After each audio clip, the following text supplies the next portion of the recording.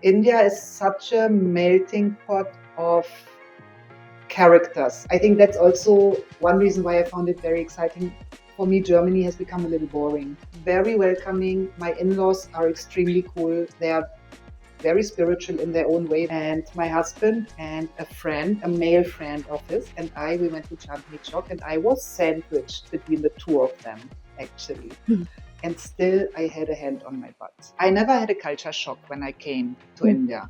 I had a culture shock when I went to America, actually, because and I saw some dogs eating something, street dogs like everywhere, and I was just looking close, and it was a child. Have you faced racism in India? I don't know if it's race. I wouldn't call it racism, but of course, people take advantage of me because I'm a foreigner. Hi Saskia, welcome to the podcast. Hi Akriti, thank you. Yeah, so today we really want to discuss about reverse migration. We talk a lot about going from the east to the west. What's it like to come from the west to the east? I mean, I've come pretty much exactly 20 years ago. I met my now husband 21 years ago, and then a year later I moved here. And initially it was extremely exciting. A lot of people told me, oh, that's brave, because India is a very exotic country, even today still. But for me, it was a big adventure. And of course, I was in love, which makes it much easier. And everybody was very welcoming. My in-laws, through Charu's my husband. Firstly, I met most of my friends because I didn't know anyone here. And Indians are just fantastic people. They are funny. They are very welcoming, very warm. And I had a good time. So the initial experience was very positive. Since you're saying the initial experience is very positive, take us through the 20 years, the 2 decades. Like, what are some of the ups and downs? India is such a melting pot of characters, I would say. And I mean, there's so many backgrounds, from super rich to super poor and everything in between. And for me, coming from a country, I'm German. I think that's also one reason why I found it very exciting. For me, Germany has become a little boring. And I don't want to say mediocre because it's not a mediocre country, but everybody's more or less on the same level. You know, we have our poverty, but of course it can't be compared to India. We have our rich people, but it can't be compared to people like Ambani or Adani. You know, it's like India is more extreme. And so I had good experiences, very welcoming. My in-laws are extremely cool. They are very spiritual in their own way, but they have never put any pressure on me. In fact, and I understood that only later, they let me stay with my husband for more than 3 years in their house without being married. And only later I found out that that's actually a big deal. Yeah, absolutely. So in that way, it's very good. But of course, I've experienced also harassment, which I think is normal for every woman in general, every Indian woman. I don't know if it's worse for a foreigner, but I think foreigners, and not even only women, even I've heard it from foreign men, are being stared at a lot, and then you get obscene gestures, obscene mimicry. Touching. The metro was quite new then, and it was from CP to Chandni Chowk. And my husband and a friend, a male friend of his, and we went to Chandni Chowk, and I was sandwiched between the two of them, actually. And still, I had a hand on my butt. So I've been, even taking the train, I've been touched a lot where I didn't want to. I've been stared at, and it's not like that. You know, if I saw Brad Pitt, I would stare.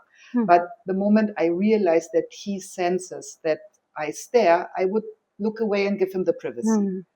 And I don't get that here. It's like they keep staring and staring. Certain people who were maybe not so fortunate to have a education of common sense. On the other hand, I've also experienced the opposite, where people are extremely sensible and sensitive and warm and understanding, and sometimes a little overprotective also. Yeah, and I want to understand like the cultural differences. Like Where to there are start? a billion of them, right? Yeah. So how was that for you? Are you still adjusting? And what are like some of the cultural shocks that you had, which you probably still cannot understand? I never had a culture shock when I came to India. I had a culture shock when I went to America, actually, because I thought America is a Western country compared to Germany, and it's probably similar, and it is, but still it's so different. And that was in the 90s. Um, with India, I was prepared. When I came to India, I knew it's a very different country, it's a different language or different languages. And I was prepared for all things that could come. I said, throw it at me, whatever comes. In that way, I was not shocked. I would call it adventurous. Even the harassment, to a certain extent, is adventurous, and it's part of life and it's part of the experience. Cultural differences. I have one story which I keep telling again and again because it really affected me. I've been to Varanasi only once, and I was staying there for a week. And I went with a friend, and we were staying in the Manikarnika Ghat. Yeah.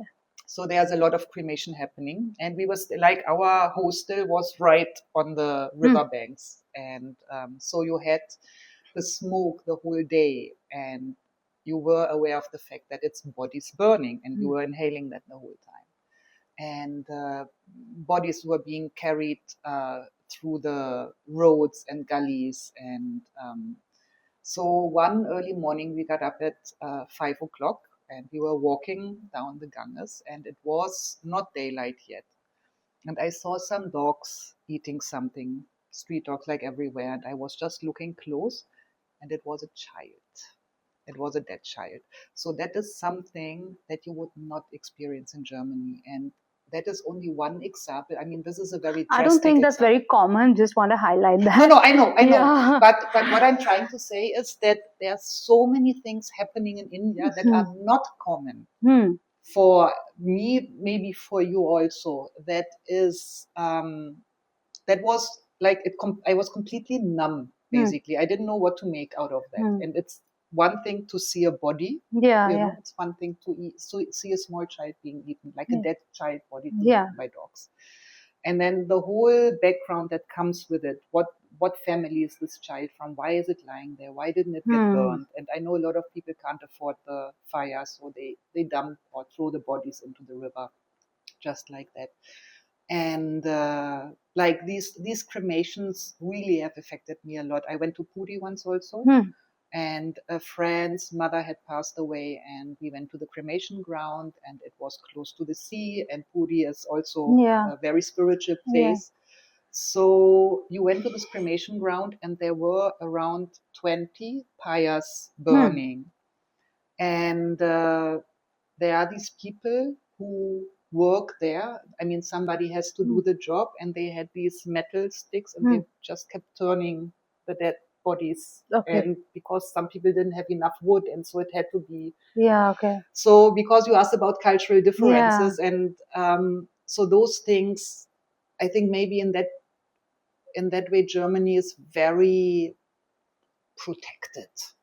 And that's what I was trying to say when I said Germany might be a little boring. Of course, there's adventure happening, and it's a great country, and we are very fortunate. And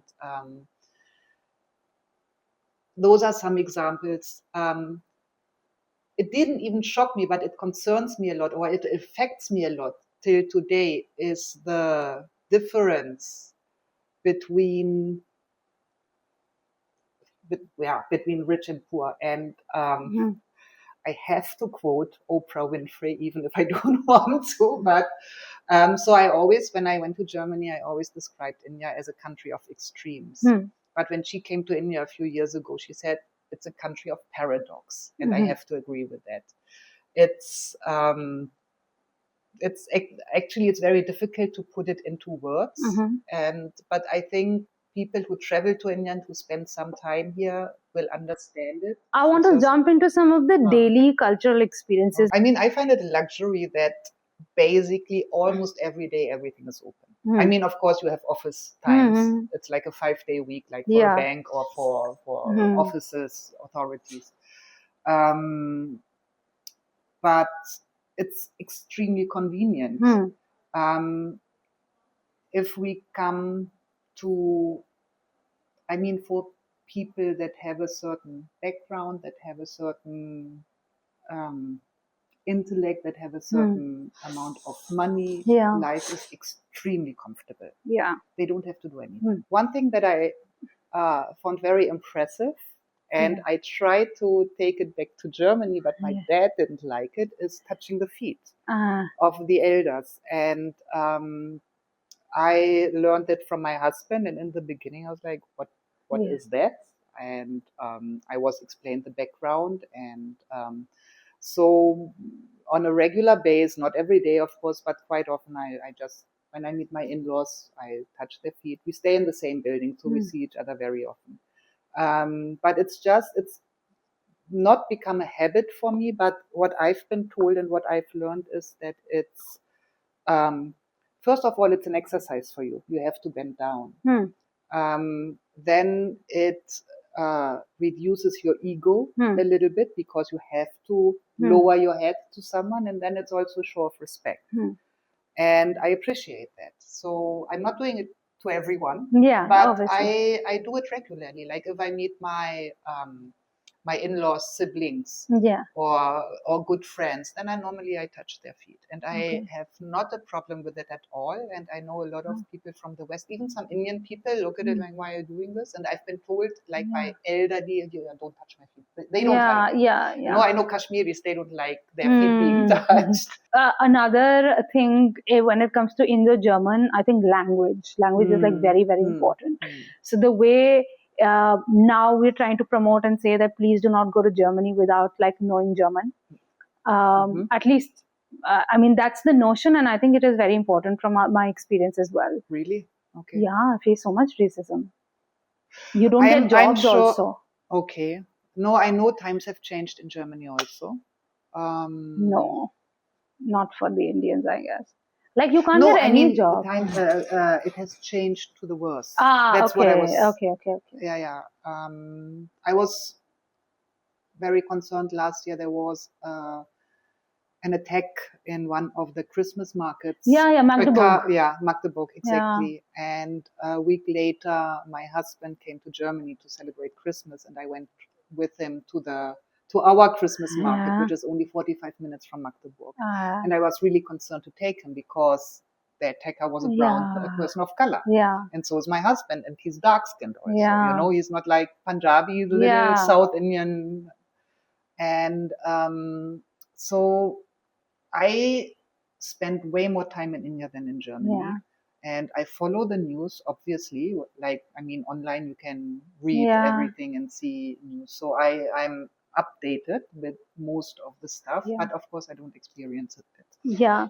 So when it comes to languages, like I feel how much आपकी हिंदी कितनी अच्छी है? Okay, मेरी हिंदी अच्छी नहीं हूँ. मैं कोशिश करती हूँ, लेकिन बहुत मुश्किल है.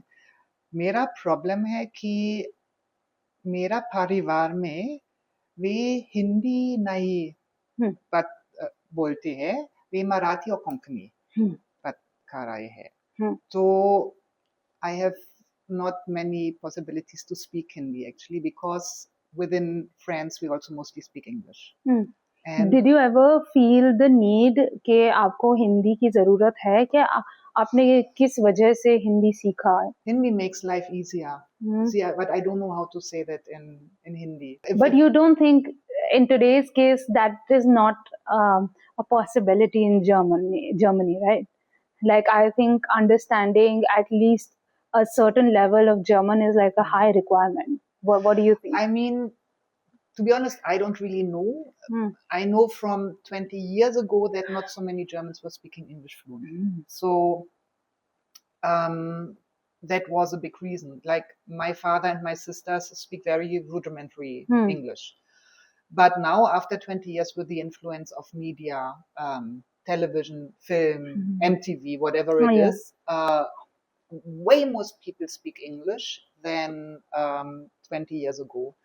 I think it also maybe depends on where you are. When you walk through Berlin, you hear sometimes more foreign languages than German. I know in Berlin there are a lot of foreigners that don't speak German. I don't know in what way they experience racism. I know they come from all different backgrounds and countries. Like my good friend of mine is going out with an Ethiopian, like he's African black. And, have you faced racism in India? I don't know if it's race. I wouldn't call it racism, but of course people take advantage of me because I'm a foreigner. And if you have a light skin, if you are a foreigner, it indicates that you have a lot of money. So if I go to places that don't have fixed rates, it's very difficult for me to get a decent rate. And I'm not talking about going to the Sabzi Wala where, you buy something for 20 rupees and he maybe charges you 30 rupees. I'm not bargaining that, because it's that I find too much. And I get angry with some people who try to bargain that. But if you go to some market, if it's Delhi Hat or if it's, in Goa, you have these flea markets, and I get a feeling they want to rip me off, then I either say, okay, I don't buy it, or I try my best to, if I really wanted to bargain the rate. And if it's too expensive, then I don't buy it. But I, like if I go and I buy a matka, like a water pot, I know Indians would pay around plus minus 400 rupees. I pay 700-800 rupees. So I send my husband to, or so, and they will not sell it to me for less because they think I have the money. And, okay. So almost like a decade ago, you were working as an activist in India as well, right? And I mean, it's activist sounds so. Sorry, I didn't even let you finish the question. No, it's all good. It's all good. Please continue. Yeah. I mean, I know I've said activist before, but there are people who are real activists, and I'm not one of those people. But I was active with causes that concerned me. One of them was the garbage situation in all over India, actually, and that there was no real system of getting rid of it. I mean, yes, it's being picked up, but then it's being dumped somewhere else. It's in places that are being developed, that things are just being filled up with garbage. Like we have hospitals around here, and we had a natural Nala here in Gurgaon. And the hospital just dumped their waste there. The construction sites just dumped their malba there, and it just got more and more and more. And so a few neighbors, Indians, and we went around and we got a petition signed, and we tried to improve the situation, and we went to some authorities, and we were on the media, and we were not really successful. That's a bummer. What I see is that in the last 10 years, it has improved a little bit on its own. The burning of garbage has become less. When like 10 years ago, 12, 15 years ago, there was so much burning of garbage happening. And in our area especially, and sometimes it was so foggy, it was proper fog, like you have in January in Delhi. It was not January in Delhi, it was fog, and it was toxic. And so way before the pandemic, I was wearing masks. So that has improved a little bit. The couple of neighbors and I, as I just said, we had, gone around different areas of our neighborhood. We have been to more than 100 houses probably to get a petition signed and to show this petition to the respective authority. First of all, not many out of 100 houses, we got maybe 50 signatures, which is very less if you consider that maybe in one house there are 4 people staying, and out of 400 people we got 50 signatures. And then when we wanted to go to the authorities, maybe 10 people came with us. So it was never more than 15 people that were able to go to the authorities. We went to the authorities. They sent us from A to B, from B to C, from C to D, from D to A, like deputy commissioner, police commissioner, forest department, water department. We went everywhere. And we changed it. Nothing really happened. So that went on for 6 years. We were on Hindustan Times, on Times of India, India Today, different things to try to raise awareness, but it just kept going on.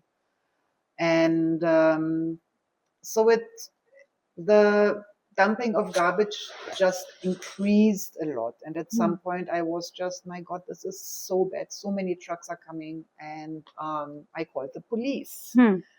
So I don't know in what way they were able or not able to help. I just know that in the evening I got a call from one of the people who dumped garbage and got threatened. So it was so bad that my husband took me out of Delhi to Bombay for 2 weeks. It was quite serious. So that was not a very pleasant experience. And after that, and after planting like 150 trees or so, but then I left Gurgaon for some time, for a few years. I stayed in India, but I was not staying in Gurgaon because of course I was scared, and I was scared for my life, and I don't know what it means when somebody's doing this. If it could be killing, it could be, somebody's throwing acid or hot oil at you. And I was like, okay, it's not supposed to be, so I don't want to be here right now. Okay. So I stayed somewhere else, and then I came back after 8 years, and I've become older. The situation has changed. I leave it to other people to be activists now. I'm still, I do small things here and there, and we have certain causes that we support. But I'm not going to Janta Manta anymore. I used to go there regularly. What I mean regularly, but once in a while, for different reasons. It was air pollution, gay rights, all these things. You like watching Bollywood, right? And you also work in films. Yes. So who's like your favorite actor? In India? Yeah. Nasiruddin Shah. Oh, wow. I love him. I met him also. I was working with him. I love him. He is the kindest, sweetest, funniest person. And there's a small anecdote. Oh, please share. So we did the project where I met my husband. That was in 2004. And Nasiruddin Shah was one of the actors. Okay. And I mean, at that time he was like big. Yeah. And my husband and a friend, they were also, of course, big fans of his. And we had like a small movie hall in our campus.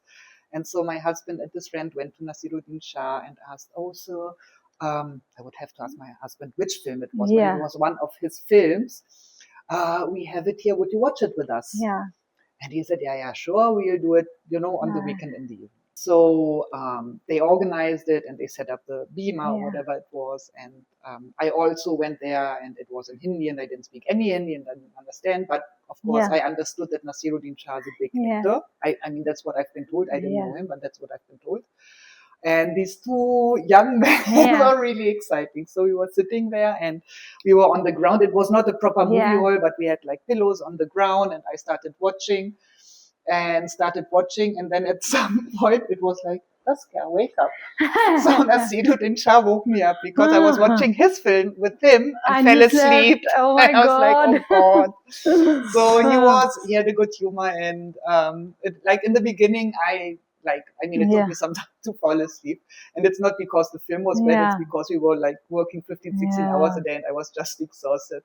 But I realized, so people were laughing in certain scenes because it was a comedy. Yeah. And Nasiruddin Shah was laughing outside of that, like in other situations. So I was thinking maybe he remembers the situation, yeah. and not like the scene in the story, but so what cool. happened while they were shooting. Yeah, So it so was nice. it was quite funny. I've seen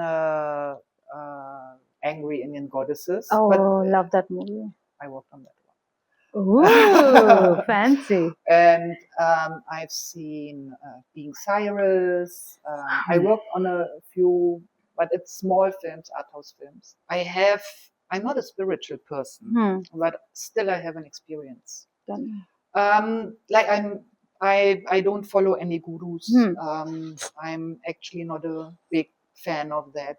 I know some people who have a calming aura, but nobody knows them. It's just they're doing it for themselves. But if you're like a little stressed, they take your hand and you calm down. But my father-in-law, my mother-in-law, they are both very spiritual people. My father-in-law is doing his puja every day, like proper, and with a bell and some pachati and these things. And he's from Karnataka. And he rebuilt and renovated his ancestors' house, actually, with his brothers. And there was a puja happening to, how do you say it, to initiate, like, it's like a warm-up party. I mean, I can't think of the word right now. Housewarming type. Housewarming. Yeah.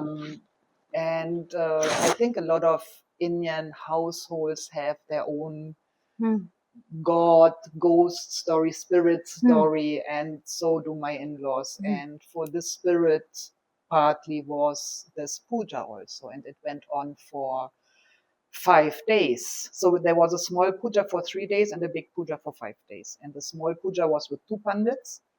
And then the big puja, we had a break of 1 week in between, was with 5 pandits. And I asked our family pandit about, why aren't you doing it? Because you're from the same community. And he says, you can compare to doctors. I'm a heart surgeon, they are neurosurgeons. So it's like they have a deeper knowledge, a deeper thing. They live somewhere in the jungle. They came with a big car, so I'm sure they make their money. But there was this night puja that we had, and the whole family came. We were 30 plus people, 40 people almost. We were all staying in this house. And these pandits, they have these small boards that they sit on these flat boards, and they had their little stones, and they had their little scriptures, and everybody like was doing their thing. And then at some point, one of the pandits started chanting. And then after a minute or so, the next pandit started chanting something else. First pandit continued chanting. Then the third joined in. The fourth and the fifth, they all were chanting something different at the same time, but it harmonized so beautifully. And after this puja, the whole vibe and the atmosphere and the mood in the house changed. It was, in the beginning, it was a new building. Nothing was set up yet. There was no proper furniture. It was still very raw. And they say there are some evil spirits because, like these old houses have gold hidden somewhere. And some people have cursed that house so that they can buy it cheaply and get the gold. So allegedly this puja was there to get rid of these evil spirits.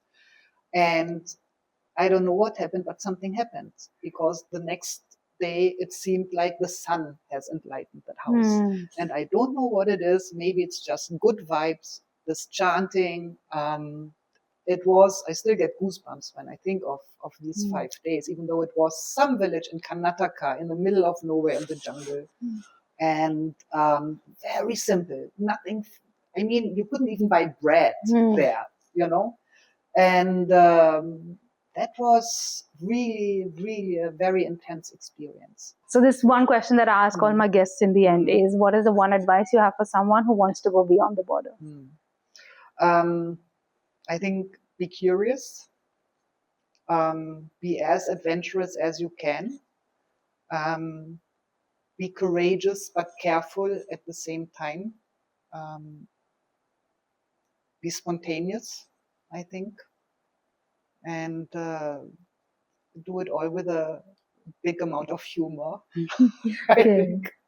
If given a chance, would you like, do you regret anything that you did in the last 20 years? I'm sure there are regrets. No, I mean, like moving countries. So no, that's what I mean. not at all. Not at all.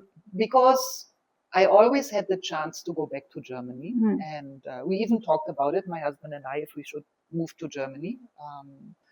But I didn't want to go because life in India is never boring, with all the ups and downs, but it's never boring. Okay. Well, thank you. That was it. Thank you so much for staying until the end. To help us continue these conversations, please subscribe on YouTube and like and follow on Instagram and Spotify.